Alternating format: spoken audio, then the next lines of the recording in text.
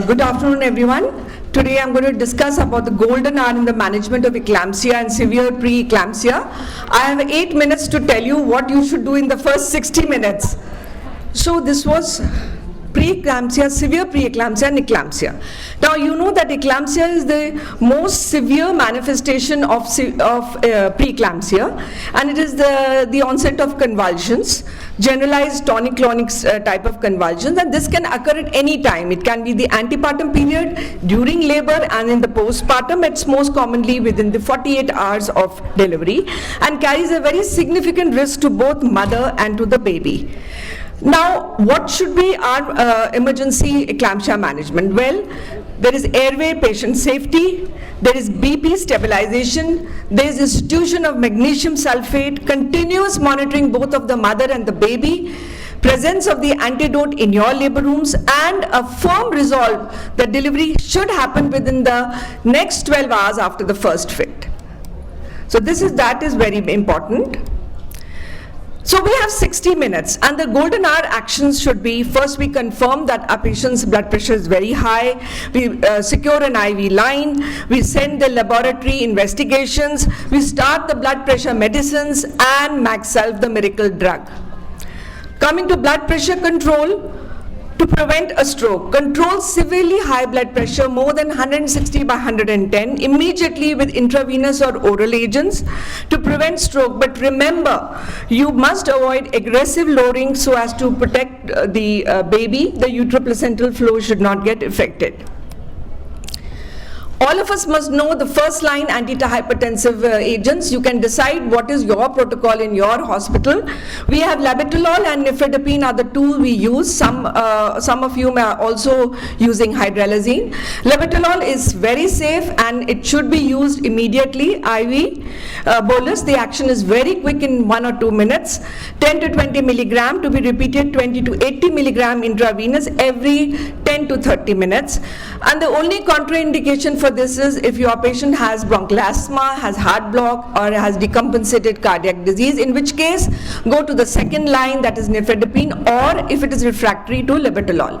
Labetalol IV we know is safe. It can be used up to a total of 300 milligram. Hydralazine is being used in some centers, but we prefer to use labetalol and nifedipine. Seizure prevention and control, very important. It is really seen that gynecologists do not use magnesium sulfate for the prevention of seizures in a case of severe preeclampsia, but we must use it both for prevention as well as for treatment. A little thing to remember, that do not use magnesium sulfate for the purpose of blood pressure reduction, but only for the prevention and management of seizures. Eclampsia, the immediate maternal safety measures to protect the patient are to protect the airway, to administer oxygen, to prevent physical trauma to the mother. This position is very important and must be remembered because it keeps the airway clear and it prevents choking. So, emergency care involves airway, oxygen, lateral decubitus, suction, monitoring heart rate and blood pressure, and intravenous access. Avoid maternal injury, elevate and pad bedside rails. Never keep the patient alone. Prevent recurrent seizures. Magnesium sulfate, we all know the dosage. There are two regimes, Pritchard and Zospan. You can decide which one is the one that is there in your hospital and stick to it. Keep the chart so that all your residents and everyone knows how to give it. Control severe hypertension. This chart can also be kept in the labor room with doses of all the 3 drugs that you are using, or all the 2 drugs that you are frequently using, which is labetalol, hydralazine and nifedipine. Send the laboratory tests and do fetal monitoring. If there is a recurrent seizure, you can give a second bolus of 2 gram IV magnesium sulfate, and in a refractory seizure, you can give lorazepam 4 milligram intravenous. Once the signs are stable, think of delivery and decide how you're going to deliver the patient. Yes. So, coming to, if the patient has had an eclamptic fit at any gestational age, you stabilize the mother, give magnesium sulfate, do the blood pressure control and proceed to delivery. Immediate and emergent delivery is to be done once the patient is stable. If there is severe preeclampsia more than 34 weeks, stabilize the mother, give magnesium sulfate, do a blood pressure control, and soon after stabilization, you should deliver within 24 to 48 hours. Now, what happens if you have a severe preeclampsia who is less than 34 weeks? You can go for an expectant management in a tertiary care center by stabilizing the mother, administering Maxalv and giving corticosteroids for fetal lung maturity. And after the completion of corticosteroid course, provided the mother and fetus is stable, you may wait for 48 hours or even longer depending on how the patient, both the mother and the baby are. But a word of caution, emergent maternal and fetal indication at any gestational age, delivery is the only solution. So this is often targeted within less than 30 minutes for a cesarean section if there are emergent conditions like an abruption or fetal distress.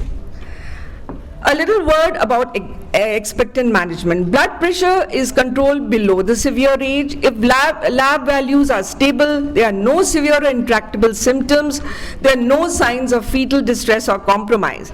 But if the mother or the baby deteriorates at any point during expectant management, delivery is required immediately.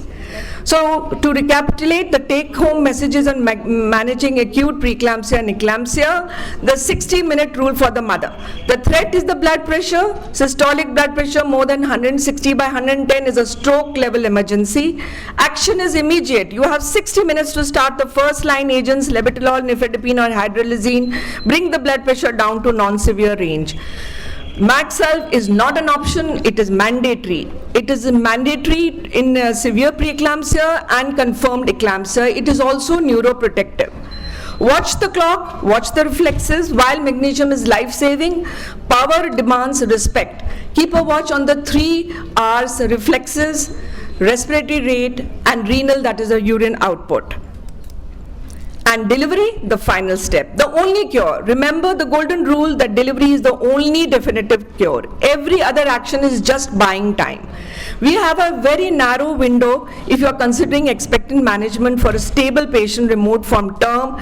You treat that 24 to 48 hours as a fragile window of opportunity. It slams shut and it mandates immediate delivery the moment the mother or the baby shows any signs of fetal distress.